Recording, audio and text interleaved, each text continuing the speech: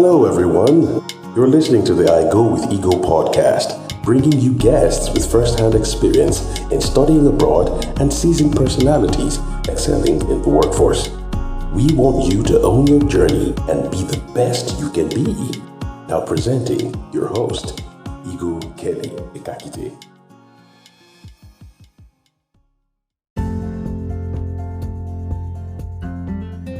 Hi, everybody. Welcome to another episode of the I Go with Ego podcast. I'm super excited because I have a very special guest here, my very good friend, Lonni Helm. Lonni, how are you? Welcome to the show.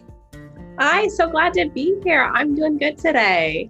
That's good to know. It's a beautiful day out today after the crazy snow. It's so good outside. Yeah, it's so nice to finally be able to go outside without 6 layers on. Right. And it was so bad last week, but thank God for a good weather today. Yes. Anyways, welcome to the show. Could you tell my audience something about you, something exciting, something people would love to know about you? Yeah, so like I said, my name's Lonni. I'm from Springfield, Missouri, which is a small town in the south part of Missouri. And an exciting thing about me, I am a playwriting major, and I am currently working on a new play. Very exciting, very excited about it. Of course, when you have something new, it's always exciting. So I look forward to it. It's Black History Month. It's one of the best months in the world. I tell people every day is Black History Day. I don't want to know what anyone thinks, but for me, it's every day, What does Black History Month mean to you? Yeah, I mean, growing up, Springfield is a predominantly white town. And we don't really, at least in my experience in elementary school, we didn't really ever talk about famous Black people outside of Black History Month. So it was kind of always a time to learn more about the important Black people throughout history, which obviously there are a ton. And then now it definitely is more of a time to, especially in the current political climate, really be uplifting Black voices and Black creators and Black business owners and every just any type of person. That is kind of what's been my focal point for the month. That's good to hear.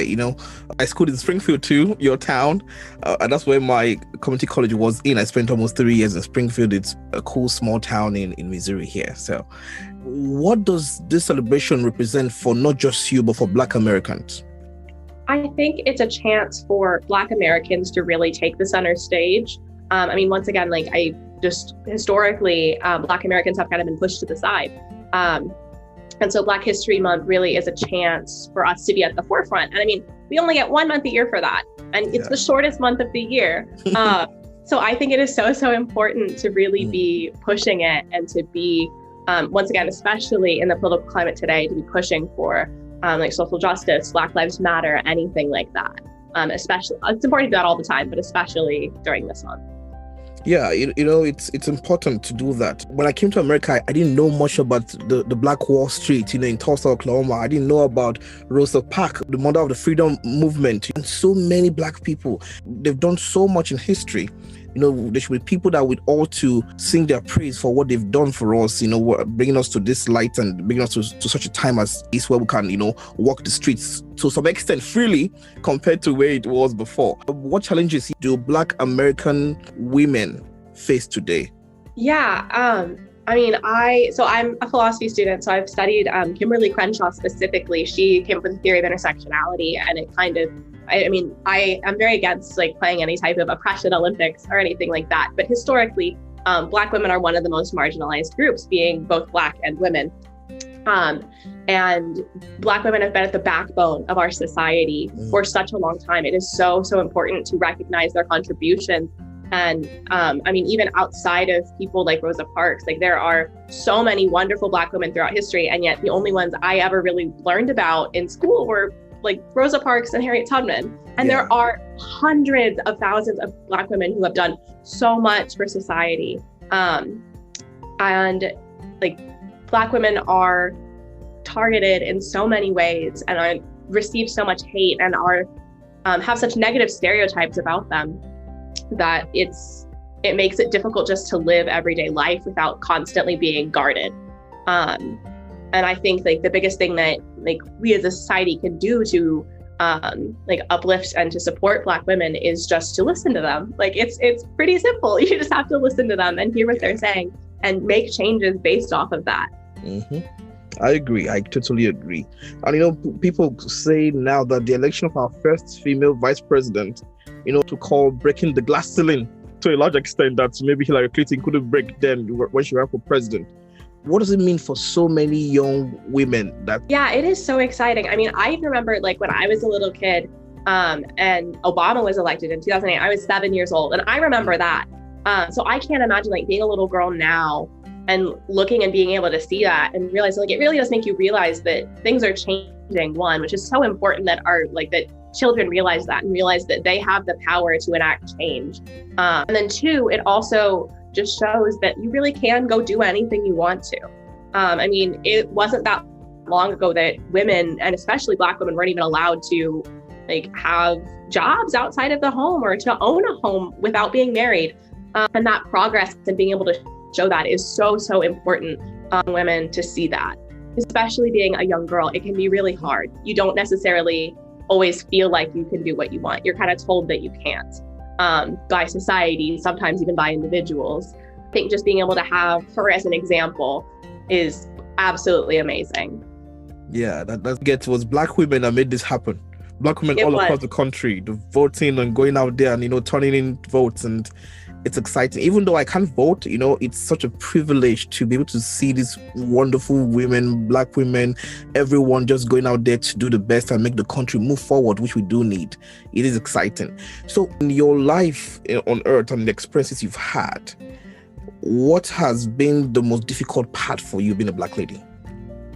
Yeah, so I definitely think the most difficult part for me has been figuring out what my Black experience is. So I am biracial, and I have never really had a very good relationship with my dad, who is the Black side of my family. So I have spent a lot of time since becoming an adult trying to get in touch with that side and to reconnect with my culture in that way. And then as a Black woman,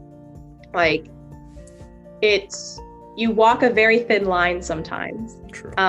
Because some people, for me at least, I've been told, I don't even know how many times, oh, well, you're not really Black, or you're the whitest Black person I know. I used to get that all the time, which is so awful. But then at the same time, you're also sometimes too Black. And it's you're very much on the edge of being okay to some people. And so figuring out how to navigate that in a way that doesn't make you just want to scream is definitely something that has been a bit of a challenge. Well, I think where we are now in the world, things can only get better.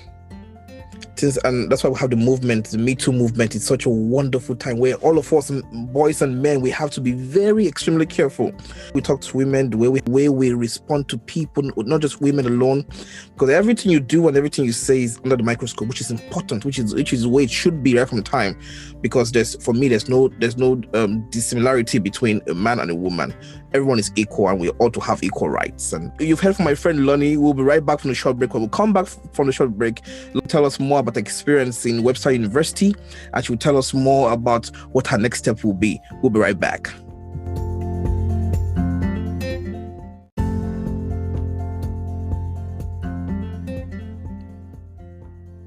Welcome back from the short break. We still have my very good friend here, Lonni Helm. I'm so grateful to have her here on the show on this wonderful month of the Black history, and she happens to tell us what Black history means to her. Now, I had the pleasure of meeting you here at Webster University, and I instantly knew you were a powerhouse. So when I saw you, oh yeah, she's a powerhouse. Yeah, she's a powerhouse, and a role model to so many people. How important is education for young people today? And do you want to share your experience in Webster University? Yeah, well, first of all, thank you. That's so sweet. You're welcome. I think education is extremely important. My mom has been an educator. She's an educator throughout my entire childhood. And so that was definitely something that was always very important to me and very important to my life. And I love learning. I have always loved it. I was a bit of a nerd in high school, but I think that education can do so much. It can truly change your life. And the wonderful thing about it is that it is so available in America. Even higher education, not as much, but I went to public school in the United States, and I absolutely enjoyed it. I think that is so wonderful that it is so important in our society. And then for Webster, so I originally came to Webster for playwriting solely. There's only about 12 universities in the country that offer playwriting as an undergraduate degree. I applied to, I think, 10 of them. And when I came to Webster, I got to talk to some of the faculty, and I really understood that I was going to have a very personal experience with them. And that was just really something that I really, really wanted. I think really in any degree, but especially in one that is more creative, it is so beneficial to have someone who knows you as a person and who knows your work as yours and not just as a number or as a name.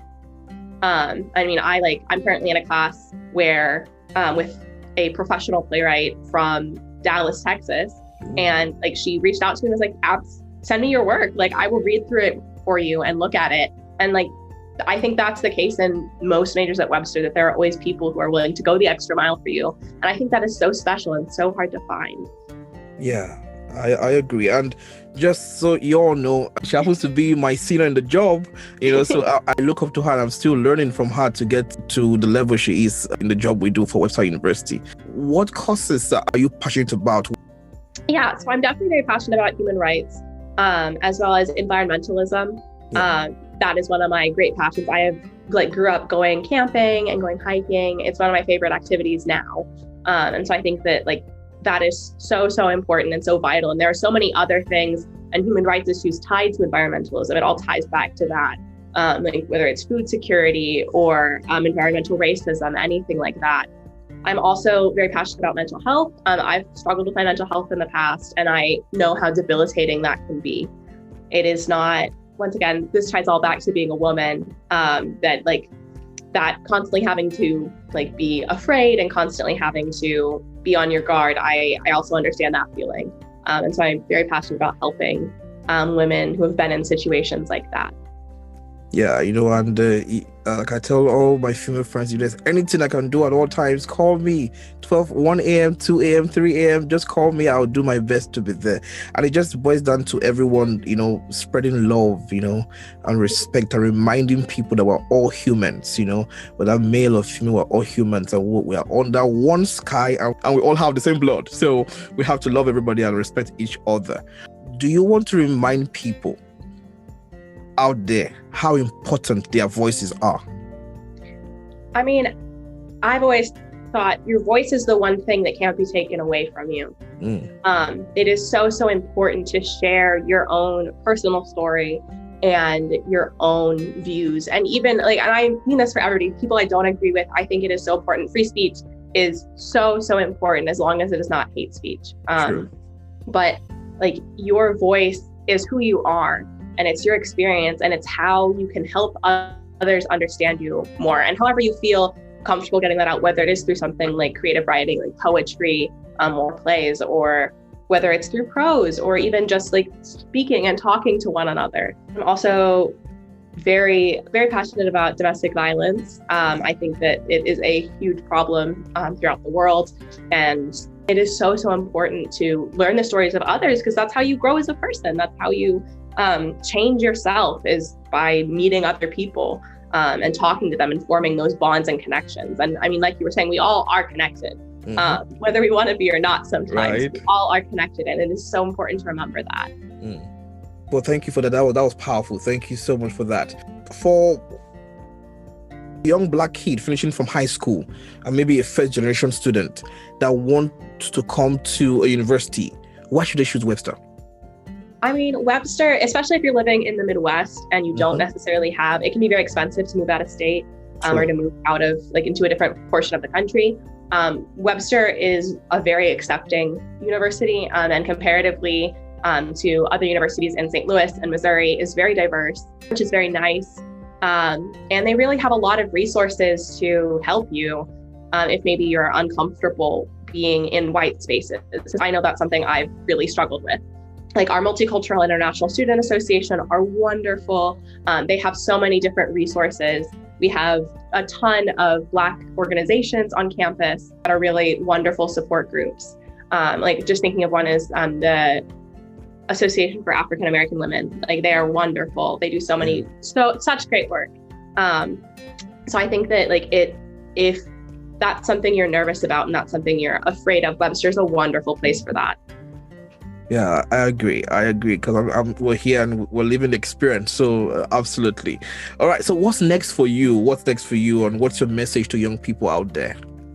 Yeah, so I am currently studying to take the LSAT to go to law school in about a year. Yes, very exciting, very scary.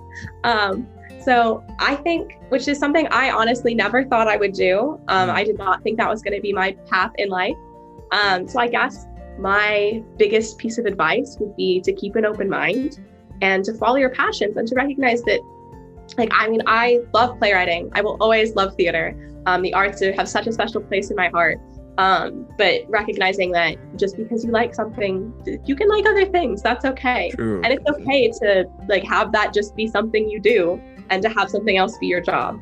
That was something that took me a little while to realize, but keeping an open mind is so important when you're going through a college experience. Absolutely. Well, I have no doubt in my mind that you'll be one of the best lawyers to go and keep moving in your career. I have no doubt, and I hope that we'll still be best friends there. So I wish you all the best in your future. I know you do great.